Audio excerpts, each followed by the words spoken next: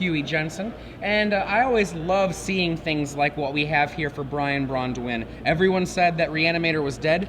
Braun-Duin writes an article, shows us it's not, and then displays it on camera. Here we begin. Arbor Elf on turn 1 versus land. So Jensen going to draw a Gavany Township for the turn again. His Elves deck is basically mono green, has a small white splash or a couple Lockdown Smiters, and those Gavany Township activations. Of course, Sunpetal Grove, Temple Garden, and Avacyn's Pilgrim will help to turn on that Gavany Township and that Smiter, as you do see the Temple Garden coming to play tapped, and a Pilgrim there for Jensen. So we'll see what Braun-Duin has on his turn. It's going to be an Elvish Mystic via a Woodland Cemetery. As turn 3, 5 mana is a flashpoint for Jensen's deck, so we'll see if he does have a Hydra or if he has a Wolfir Silverheart, and it is going to be the Colonial Hydra, and this is the difficult thing for Braun-Duin because look at his board. What can he have to take care of this? 1 Putrefy in his main deck. And also, pardon me, 2 Fiend Hunters. He can't cast a Fiend Hunter unless he gets another white mana, though. Other than that, he's going to have to wait until he can find himself 1 Shadowborn Demon or get one of the 2 Angels of Serenity into play. That's a rough choice. I mean, that's not much chances on that, honestly. So we see a mulch here from Braun-Duin. An Overgrown Tomb and an Isolated Chapel will go to the hand, and Avacyn's Pilgrim and a Restoration Angel go to the graveyard, which means that he will not be putrefying this turn, he will not be Fiend Huntering this turn, but he will be taking a significant amount of damage from a very angry Hydra on his next turn. You see a land. That's 1, 2, 3, 4, 5. If he's got a land, Huey can play a 6th mana into play. See, Jensen, considering his options, I mean, one thing he can do that we've certainly seen over the course of this weekend is playing another Colonial Hydra pre-combat, attacking with the one that he does have in play. It'll pump up the jam on both of the Hydras. This is going to play a Temple Garden on tap, so maybe he's looking for 6 mana. We might just see a Township activation as well, but he's going to go with a Silverheart. Wolfir Silverheart, going to pair up with the Arbor Elf, get in here, resolve the trigger on the Hydra a little bit bigger, and that's a whole lot of damage, my friend. Right there, you got 8 plus 5. That is 13 damage. This puts Braun-Duin down to a precarious 6. Normally a Colonial Hydra needs to, maybe push through something to get there for the final damage, but with the 6 life, it'll be 16 power next turn. You see a Grizzly Salvage here from Braun-Duin, a Cavern of Souls, a Restoration Angel, an Overgrown Tomb, a Fiend Hunter, and another Grizzly Salvage. So, he does have the option to add a Fiend Hunter. He does have the white mana to cast it, but is playing a Fiend Hunter on this next turn actually going to get the job done? It looks like he's going to go reaching for that and say that's good enough. Probably was looking for an Angel of Serenity off of that, quote, draw 5 with an Unburial Rites in his hand, but he did not find one as he draws a card for the turn, and we'll see if he can do anything to stop this large army of green monsters here from Huey Jensen. Right now, after he lays a land, he'll have 2 mana post Fiend Hunter. So let's presume, for the sake of argument, he takes the Hydra out momentarily. He's still facing down an 8 power and a 5 power creature, and there is a Gavany Township in play. There's the Fiend Hunter. And remember, there is another 1 casting cost, 1/1, hiding there amongst the lands. It's an Avacyn's Pilgrim. So Jensen is going to draw his card again. Has an 8/8 Wolfir Silverheart, a 5/5 Arbor Elf in play, so 2 very big bodies. See if he's going to play anything to get this turn started here. Could have a land, another Wolfir Silverheart. We could see a Gavany Township activation. Here's 5 and 6. There's Garrick. It's going to -3, put Crater of Behemoth in play, and finish the game off. So William Huey Jensen is going to win game number 1 with his mono green Elves deck. Braun-Duin, he's got his back against the wall already, and you can see exactly what we talked about leading into this matchup. Braun-Duin in his Junk Reanimator deck, it just simply doesn't interact very well in this matchup, as we're going to bring it back to the booth here because it is time for our first of many premium giveaways today. We've talked about them over the course of the weekend. We're giving away, of course, our quarterfinals, our semifinals, and our finals. During the quarterfinals, 3 months of premium. During the semifinals, it's going to be 6 months of premium. And in the finals, a copy of Next Level Deck Building, Patrick Chapin's new ebook. So make sure you do stay with us all day long because we'll be doing 3 giveaways in each. We've got 3 sets of elimination rounds today. That's right. So this first one, if you were just watching us while we were going through the top 8 brackets, pretty easy. First of all, though, how do you play with the premium giveaway? It's quite simple. Down there on the bottom, you can see that hashtag SCG Premium. I'm going to ask you a trivia question. At the end of this round, we'll give you the answer of that trivia question. If you have correctly answered the trivia question using the hashtag SCG Premium on Twitter, what we'll do, one person from amongst those who successfully answer the question will be selected to receive 3 free months of Star City Games Premium this round. Absolutely. And the trivia question's pretty simple. All right. If you were listening to that bracket. If you say so. I think so. I think Okay. so. There were, 8 players in our top 8, as you'd expect, but 3 of them were playing a boogeyman deck. Yep. 3 of them were the bad guy, Yep. or if you're Patrick Chapin, the good guy. Sure. Patrick likes the winning decks. What archetype is represented by 3 players in this, our Star City Games Open Series Standard top 8? What archetype has 3 copies in our top 8? Little softball for you. It's early in the morning. It is early in the morning. Make sure that, if you've been watching all night, you got bleary-eyed, kept playing Magic Online, you got your 4 hours of sleep, and then you're like, I would oh, never do that. No not way. me. Yeah. Not me. So make sure that you answer that with the hashtag SCG Premium. You can put a lot of other stuff on there, hopefully the correct answer, but we need that hashtag if we're going to give you a chance to win that prize. Perfect. We'll take a look at the sideboards here. We're going to start with Braun-Duin. I know you have that in front of you.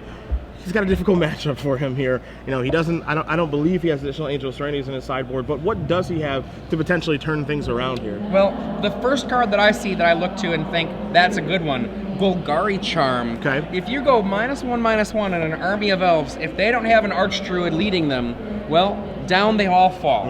In addition to that, though, I think Brian is going to bring in every single one of his short removal spells from the Abrupt Decays and the Putrefy. So that's 1 point and click, 1 point and click.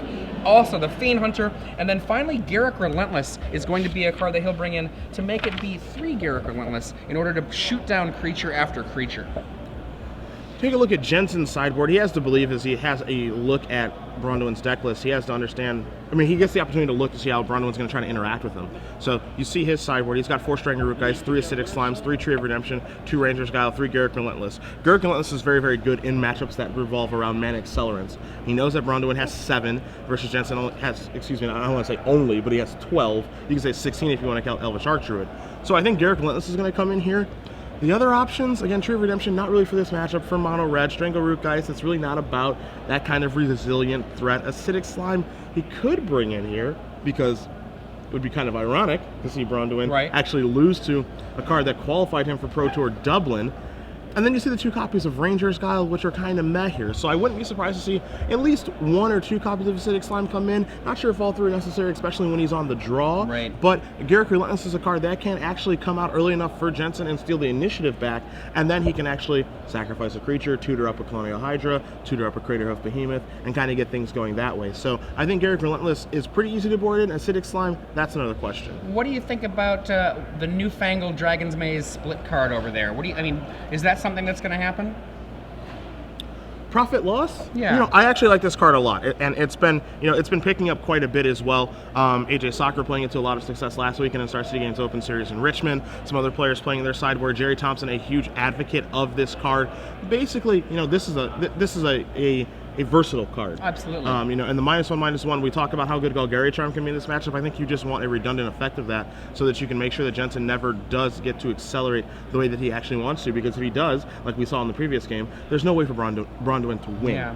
As long as he can use an Abrupt Decay or a Putrefy or a Garruk Relentless to keep a Archdruid off the table, that's just another way to clear up the board. Now, it's expensive, of course, compared to the Golgari Charm, and doing both sides of the equation might not ever come into it, but the one side, that seems like it could be effective if he can make sure that there's not an elf lord making the elves a little too big for it. I think I'm throwing a mulligan over there from Jensen. Yeah, now the one thing about Jensen's deck, from goldfishing a lot yesterday with him in between rounds and just talking to him about the deck, the one thing that he said is this deck does not mulligan incredibly well. It's kind of a boom bust type deck when it's operating on all cylinders. It's very difficult to beat, but mulligans can really just tear this deck apart because it does have some variance within its draws. Some of the time it'll have a lot of Craterhoof Behemoths and Garruks. Some of the time it'll just have the problem that you mentioned of I've got all these mana accelerants and I didn't draw anything to excel to. The classic turbo nothing. Yep. And a lot of decks that are like this, where they're not purely a combo-rific deck, if you're not going to actually use your entire turn to cast most of your deck, sometimes you end up, every card that is down is just one less opportunity to put enough mana together and then also have something useful to do with it. Quick update for you guys in a 3 versus 6 match. Chad Castle playing Jund against Eric Chesnesky playing Mono Red. Castle is up a game. We thought that he would win that matchup, and it certainly doesn't hurt that he's on the play as well as the 3 seed. So he does win game number 1, as we see Braun-Duin's going to play an Overgrown Tomb into an Arbor Elf. Jensen playing a Forest into an Avacyn's Pilgrim. So they both have mana accelerants. They're both ahead of schedule. We'll see what they can do while they are ahead of schedule, as here is an Avacyn's Pilgrim, and now an Abrupt Decay to take care of Jensen's Avacyn's Pilgrim. Look how far ahead Braun-Duin is right now. Yeah, absolutely. And one of the things that is very reminiscent of the old Junk Reanimator mirror, the early game is all about who gets the mana advantage. Now, Braun-Duin only has 7 1-mana accelerators. Jensen has 12, but Braun-Duin also has removal. Yeah, that's the difference here. You know, Jensen does have copies of Garruk Relentless, but you know, the earliest that he can actually cast that card is on turn 3, so he can't get it out very quickly, and Braun-Duin can actually interact with Huey by playing a card like Abrupt Decay, playing a card like Profit Loss, as we're going to see an Elvish Archdruid here from Jensen. That's going to resolve as he does pass the turn back. Resto Besto Angel here for Braun-Duin on Jensen's end step, but this is what's going to change things around for Braun-Duin in the sideboard of games, is because he does have early interaction in addition to that mana acceleration that you mentioned. Now, in Jensen's hand, we saw lurking a Garruk Relentless. Grizzly Salvage, oh, there it is, Profit Loss. Grizzly Salvage reveals Profit Loss, land, Restoration Angel, and a Putrefy. Putrefy. So Braun-Duin can take a land, he can take a Restoration Angel as well. Kind of stinks for him that he's going to go by that Singleton Profit Loss, also going to go by a Putrefy that could take care of a Colonial Hydra, Wolfir Silverheart, or, you know, if the situation calls, a Craterhoof Behemoth. So decisions for the Junk Reanimator Master.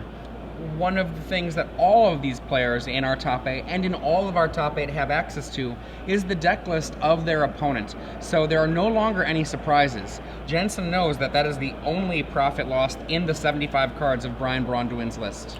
In comes Restoration Angel. Braun-Duin going to take the Temple Garden that he did grab off of the Grizzly Salvage, put it into play tapped, and pass the turn back. Has 3 mana available on Jensen's turn, as Jensen does draw his card. We'll see if he does have a 5th mana source or not. We know he has a Garruk Relentless in his hand, also has a Garruk Caller of Beast as well.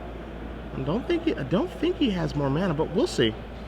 The thing that's awesome about the Elf Lord we see in play there, it taps for a green mana for every elf in play, and on your side, and for itself. That makes this this freshly cast elf essentially free. He gets 3 mana from his Lord, 2 more after that. Oh, that's a Pilgrim, my bad. I saw that Avacyn's Pilgrim as an elf, my apologies. But yeah, for every elf that is cast, it is essentially free in the face of that Archdruid.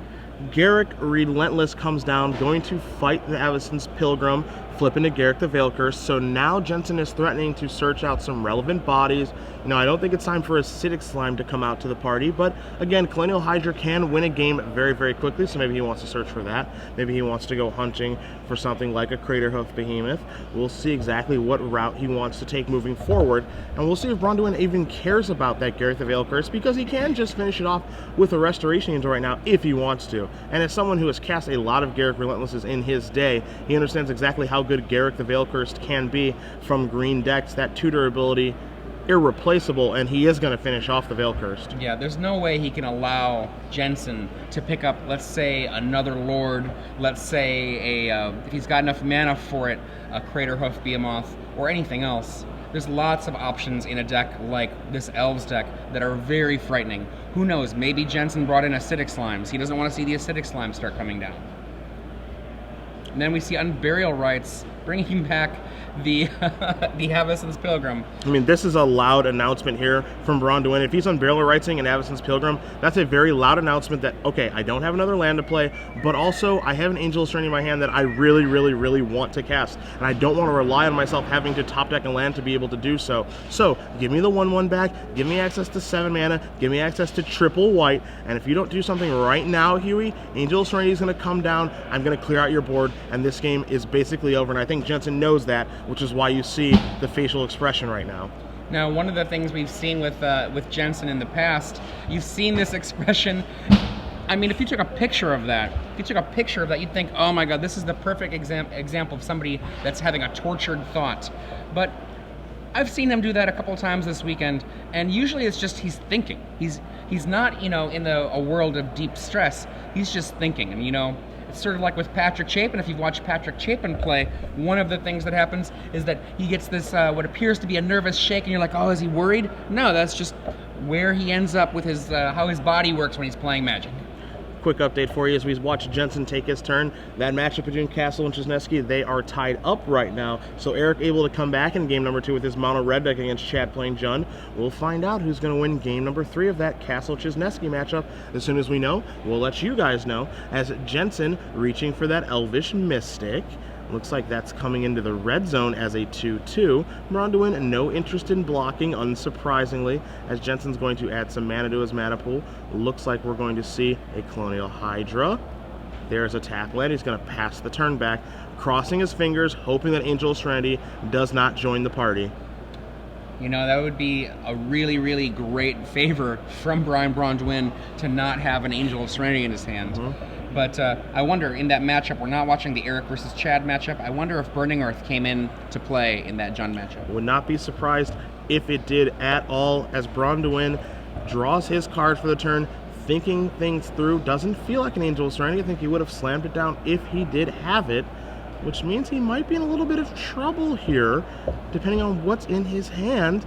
I mean, when you're staring down a Colonial Hydra that's ready to attack you the next turn, the game can end in an instant. I mean, that thing can become an 8-8. With the Gavany Township, it's going to double the counters on everything that comes into play due to its trigger, as here comes Restoration Angel into the red zone. So things can get very ugly for him in a hurry here.